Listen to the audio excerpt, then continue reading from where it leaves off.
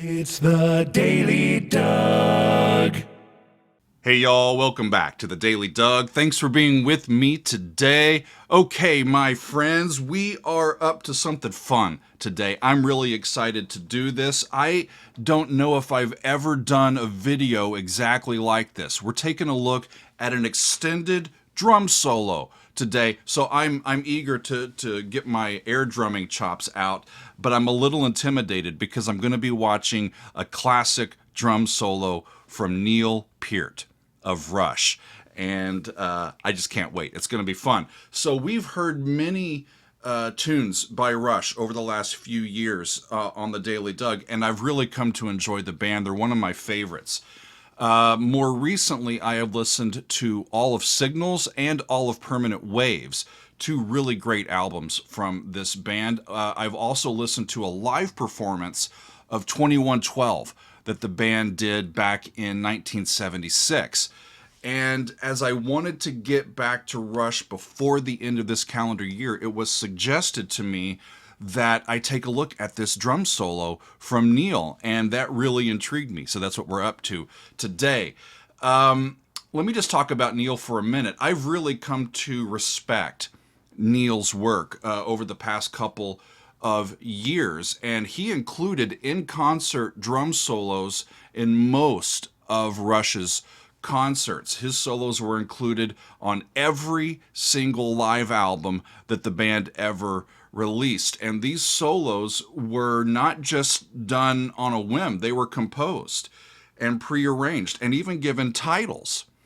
And this to me shows his attention to his art, to his craft, and that he's not just winging it from the drum kit. He's really wanting to do something specific in what he does in playing percussion.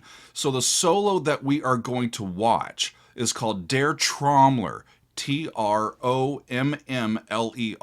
Neil played this one during the R30 concert tour in 2004. That was the band's 30th anniversary concert tour, and they produced a live DVD to commemorate that highly successful tour.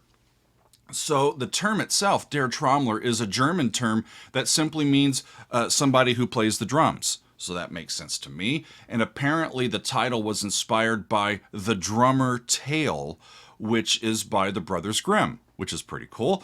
And this performance was recorded on September 24th of 2004 while the band was playing in Frankfurt, Germany. So I am excited to take a look at this one. Y'all, it's almost 9 minutes long, and I have no idea what we're in for, but it's going to be a lot of drumming. So let's get ready to do it and enjoy Der Trommler, played by Neil Peart.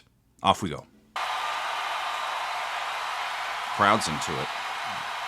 We're watching Rush in concert, 30th anniversary. This was the band after 30 years, at the height of their powers.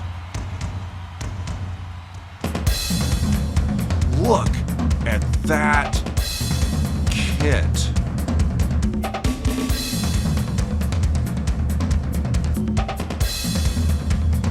Those black cymbals look fascinating. Little tambourine.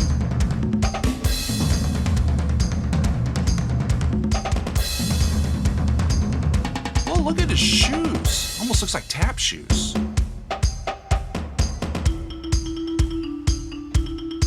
Yeah, I didn't know I'd have to figure out what key he was in. But I think he's an E. That's really cool.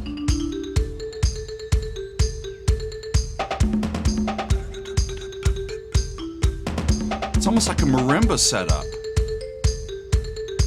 I'm sure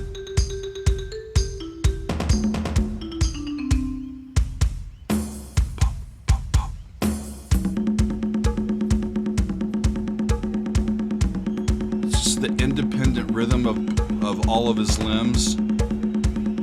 That's why I don't think I could ever really play the drums. Just keep time.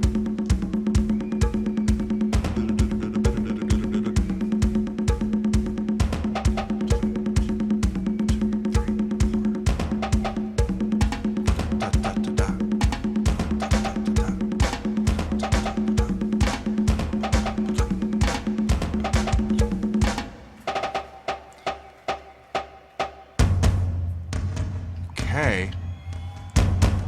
That seems like the end of a section. And he was in 4. There he goes. He's turning around. And now... Woo!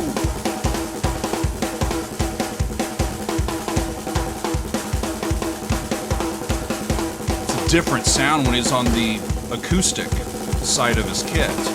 Right? The cymbals are gold now, real cymbals instead of electric stuff.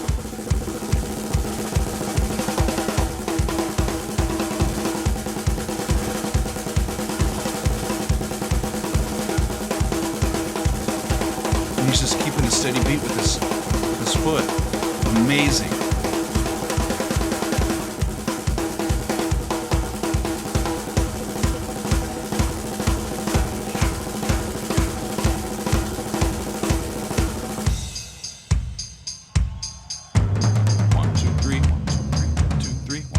So he switches meters from simple meter into compound. Woo!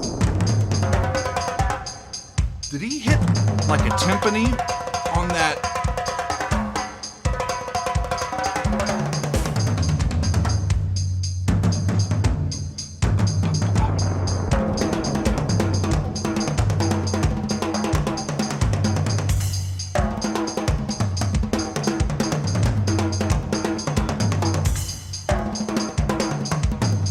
It's also amazing to me just how relaxed he seems. He's all relaxed in the big joints, so he can get to all of this. I'm still looking at that MIDI instrument of all those bars in the background. Fascinating.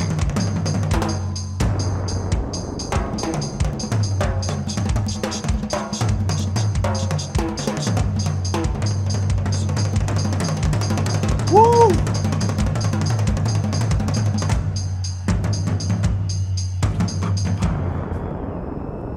He switches to a different grip. Look at that! Not too many rock drummers, or drummers at all,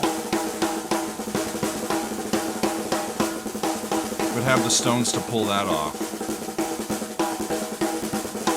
No, I gotta do it this way.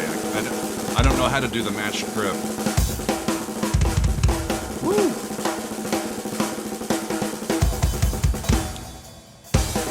Back to the different grip. That was slick.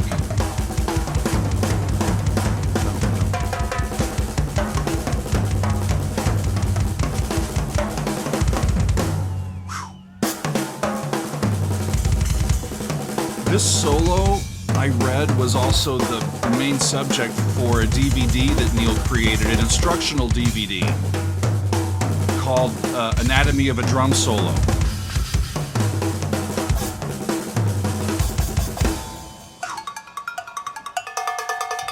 Yeah!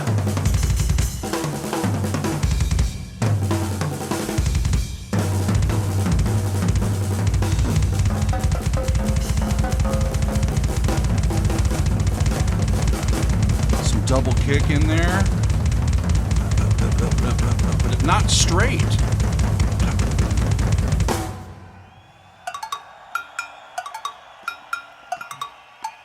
Ba-dum bum bum, ba-dum beep beep, ba-dum beep beep. Instruments of indefinite pitch. You got probably high pitched, middle pitched, and low pitched. Back on that little MIDI instrument.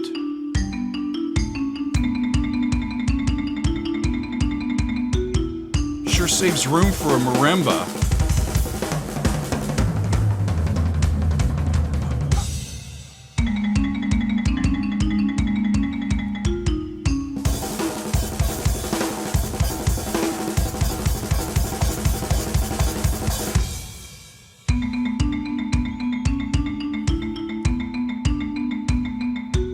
You know, sometimes the drum solos are where you get up and go to the bathroom and get another beer. I would be watching if I had been in the audience. would have my attention the whole time. Look at that.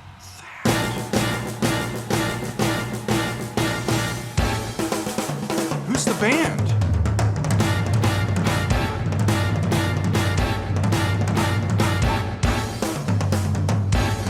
Is he cueing that?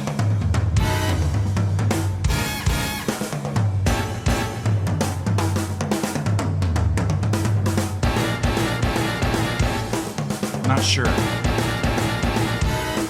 I'm not sure how that's being cued in. It's pretty impressive.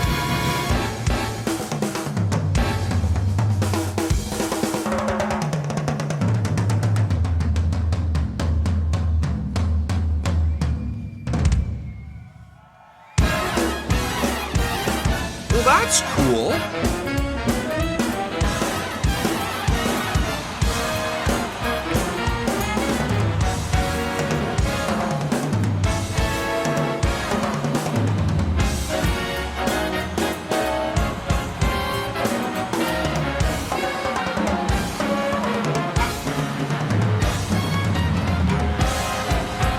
Into some big band stuff.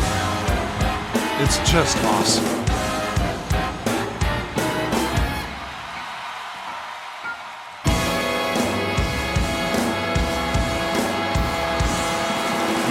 Flipped his drumstick up in the air and caught it.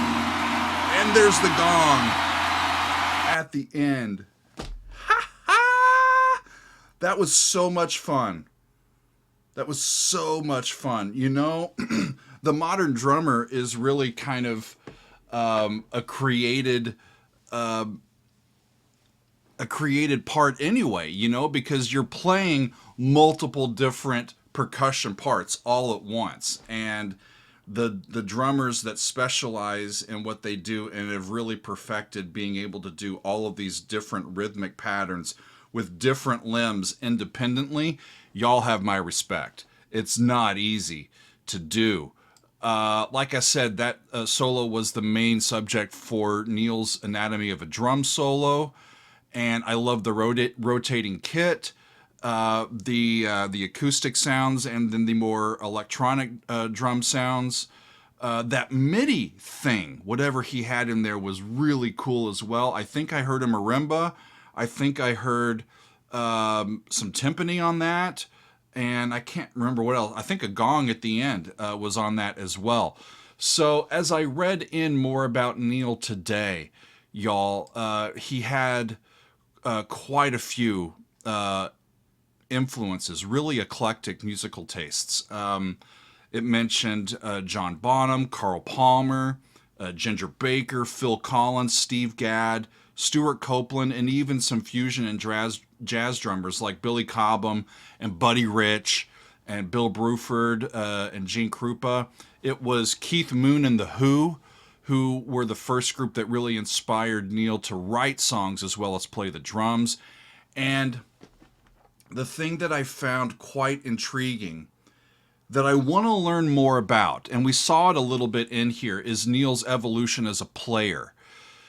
Especially changing his grip from match to traditional quite late in his career. He'd been playing drums for quite a while when he started working with noted drum teacher Freddie Gruber, and he even produced a few Buddy Rich tribute albums, as he was quite a fan of Buddy's. And how you continue to improve yourself and even take time to even maybe unlearn some habits that have become part of your playing and build them back up with new techniques. I'm really respectful of Neil for taking the time and effort to do stuff like that and continue to improve his playing over the life of his career, which sadly ended. You know, we lost Neil in early 2020 after a battle with brain cancer, and it's just really sad that we won't get to hear any more music from the classic Rush trio. You know, Neil was only 67 when he died, and his death has left a sizable hole in the drumming world, as well as just rock music and popular music in general. And yeah, we all miss him. And, we regard him as the professor, I think, for a good reason. He approached his craft with seriousness, with respect, and his entire career, everything that I've read about him and seen of him, reads and watches as a sort of masterclass in professionalism. And he just happened to be a drummer and a rock lyricist. And I'm happy that he chose that profession, because we get all this great music that is left for us to continue to enjoy. That was fun, y'all. Neil Peart doing Der Trommler, a percussion solo that he composed and offered back in 2004. We'll definitely get to some more Rush and continue on in our journey with music from this band in the new year. And it was great to get to some of Neil's playing today. So I thank you for being with me, y'all, and we will see you next time on another edition of The Daily Doug.